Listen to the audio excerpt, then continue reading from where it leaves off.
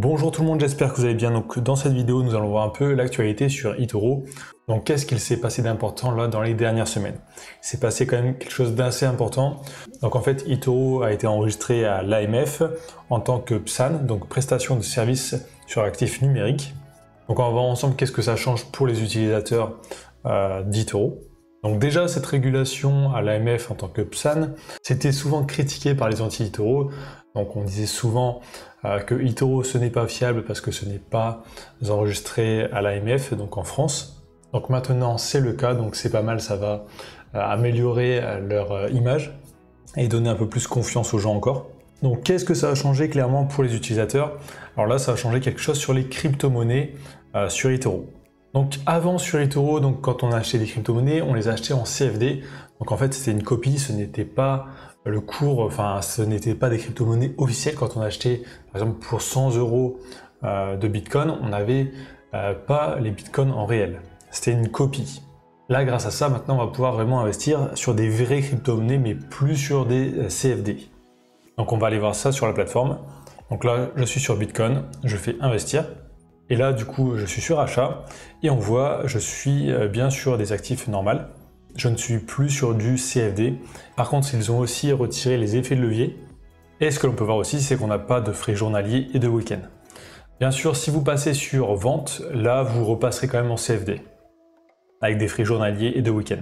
Mais sur achat, vous achetez vraiment des vraies crypto-monnaies et il n'y a plus de frais de maintien. Donc c'est surtout ça la nouveauté.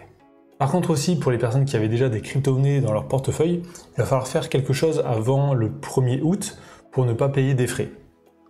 Parce que vous les aviez ouverts en CFD, il va falloir les convertir en actif normal. Donc c'est expliqué ici dans l'email.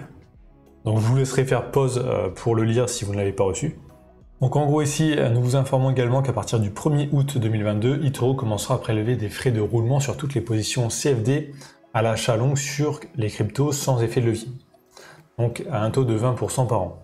Donc en gros, si vous avez des positions CFD ouvertes, à partir du 1er août, vous allez payer des frais pour les garder. Mais pour éviter ces frais, vous pouvez les convertir en actif normal. Donc c'est expliqué aussi en dessous.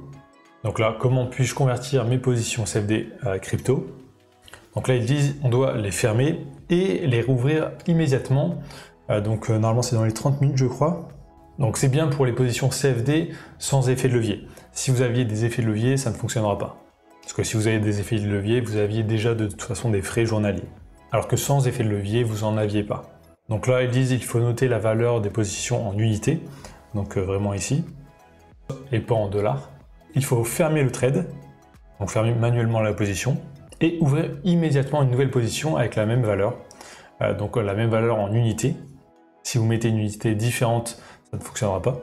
Et donc si vous faites ça dans les 30 minutes qui suivent la fermeture, vous serez remboursé des spreads, donc de la commission eToro, donc de la différence de prix. Donc comme ça, normalement, ça ne vous coûtera rien de faire l'échange. Donc voilà pour cette mise à jour eToro. Donc c'était selon moi une mise à jour importante à vous communiquer. Donc maintenant, vous savez que eToro est déclaré aussi en France, légalement. Donc si vous êtes arrivé jusqu'ici dans la vidéo, tapez eToro dans les commentaires, ça me permet de voir si les gens regardent bien jusqu'au bout les vidéos, et ça m'aide aussi énormément pour le référencement. Donc likez, commentez, abonnez-vous, et je vous dis à très bientôt.